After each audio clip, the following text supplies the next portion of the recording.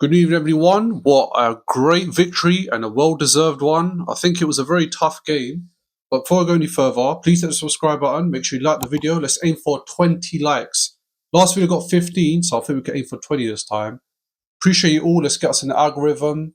And yeah, let's talk about a few things that happened in this game, which made it a bit nerve-wracking at times. But again, positive because we got the 3 points. So just start off with, we did not have any shots till the 18th minute. That is crazy. I don't think that is anything new. I think Arsenal, especially against Wolves as well, I remember we didn't have a shot for the whole half.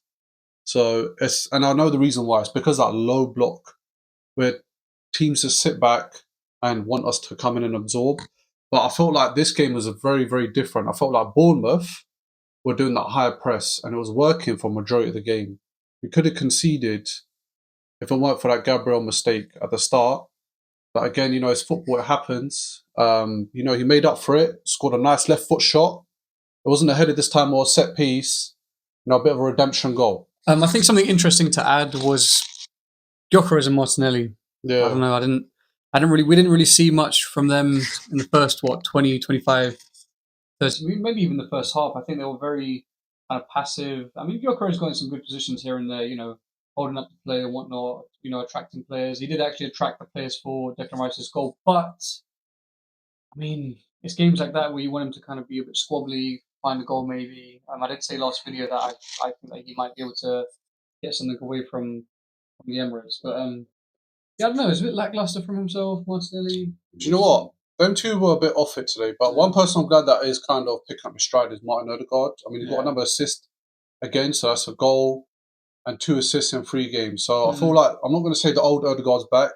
I feel like he's got a long way till he gets to those numbers. But I feel like he's becoming very, very comfortable back in that number 10 spot. I don't know if it's because of the signing of Eze, but he's looking like the old Odegaard in some ways in terms of controlling the midfield, giving those through balls in, and of course, getting assists is what you want from your creative player. I mean, speaking of Eze, didn't get a run out today again. I know. Just 4 games now, no playtime for him. I think the reason why is because next week we've got Thursday a fixture with Liverpool. It's going to be a big, big game.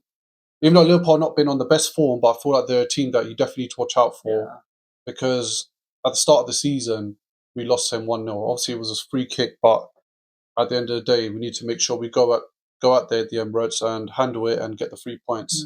Another interesting fact, which is really caught my eye, is Arsenal have scored 12 goals between like the first 15 minutes of the second half. And I've said it in my last few videos where Arsenal, I don't know, I feel like the first half they'd use it to kind of absorb the pressure, if that makes sense, even though we're attacking a lot of teams with a low block. But the second half, for that first 15 minutes, Arsenal always managed to score a goal. And that's the 12th time this season. So it shows that there's a game plan that I think Arteta's doing where, he wants the goal to come in the second half. I don't know why. I don't know if it's like a psychological thing or what, but yeah, 12 goals from the second half between the 45th minute and the 60th minute. Yeah, it's quite interesting. But I think for me though, getting goals. I'm all for getting goals, especially second half. When you want to kind of control the game and such, get a kind of comfortable goal to give yourself a two-goal lead or something. I don't know. I'm just thinking to myself, like we've seen those stats and those numbers. If other managers start to see that, is that something that they can plan ahead for? Maybe nick a goal early in the first half and then just do a low block the whole game, something like that. That's the one thing that does worry me though. But I mean, we'll see how the season goes and stuff. But I think as well, this season, what we're seeing and what separates us from the last few seasons is you see we were drawing 1-1 or we were winning 2-1 or whatever it was before the subs came on. But look at the 3 subs that come on. On the bench, before the game started, we have a combined total of 14 goals scored by players on the bench. So it just shows you how much depth matters. When those 3 players came on, okay, they might not score 2-3 more goals, but at the end of the day, Saka came on, got an assist. And on top of that, those players can be helpful when it comes to game management. For once, we didn't walk away with a draw and we didn't concede last minute. Okay, we conceded, but I think it was a great goal. Yeah. I think David Raya just obviously read the ball wrong. You saw he stepped to the left before he moved to the right, and obviously the ball went in the net. But again, those players that came on were all quality. Trossard, Gabby Jesus, Saka, and they all impacted the game in some way. Saka, like I said, Saka got an assist. Yeah. You know, Jesus, he's really good at tracking back. I think we've got to take our hats off to Madueke, though. Yeah, definitely, yeah. Not getting as much game time as we thought. Still coming in for the first half, and then even more than the first half, and then doing that much damage. I think he was causing lots of threats on the right hand side, and again, that's why I make the kind of judgment that I don't know, Martinelli was very lackluster first half because we're comparing it to Madueke, but I think hats off to him, and of course the big man in the middle, getting 2 goals. Just come back from the injury. Declan Rice, phenomenal performance. I think dictating the game, controlling the tempo, communication, driving forward. And as I mentioned in one of the previous videos that I made when Cass was away, when he gets into that motion where he stretches those legs, honestly, you just feel like you can't stop him.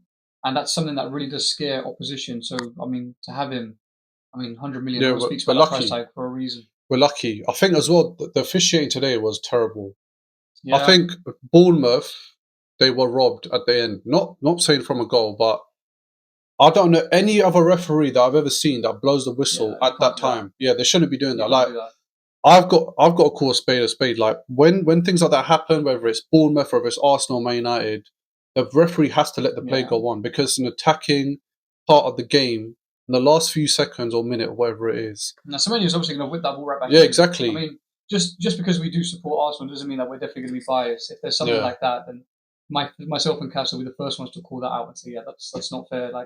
Officiating could have been a whole bunch better today. A lot of goal kicks and corners that shouldn't have been goal kicks and corners. Yeah, I think to be honest, if we're being completely honest, I think there were some times in the game where the referee allowed us to hold onto the ball a lot more, especially from throw-ins and stuff and corners. So it should have been better.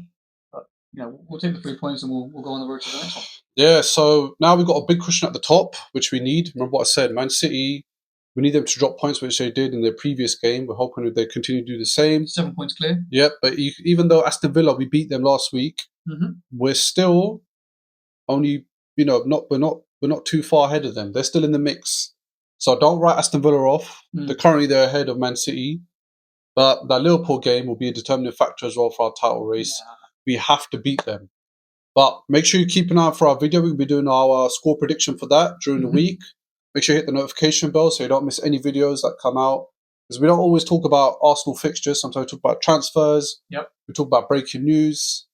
And we appreciate your support. And we're looking to grow this channel a lot more than what it is now. Yep. So please make sure you subscribe. Let us know your thoughts in the comments below about how you think the game went. Hit the bell button. Yes. Get notified whenever we upload, because we will be uploading on Cast, especially daily, if not weekly, as much as we can. Exactly. Just to kind of gain as much traction as we can, because we want to give as much as we can to you guys in terms of content. So please do hit the bell, subscribe, comment, anything. I think I was right in my score prediction. Did I say 3-1? What was it? I think you did say 3-1. Yes, you got right. I think I said 2-1. Well, 3-2, but I was right until that banger went in. Before we end off, just as a side note, we are one of 2 teams that have scored there. Yeah. Was it? Yeah. I think when I was reading my notes, it was more than 1 goal with the first. So second team to score more than 1 goal. I think West Ham scored more than 1 goal, and we're the second team to walk away with 3 points. Everton was the first. So, yeah, a lot of people may look at Bournemouth and say, they're brushing under the carpet, but they are a quality side, quality players. Very hostile atmosphere, especially during the Arsenal game as well. The fans were going crazy, so hats off to them. That's exactly what we want from the supporters. But yeah, so don't rule off someone like Bournemouth. Definitely. But yeah, keep an eye out for the next one, and we'll see you then.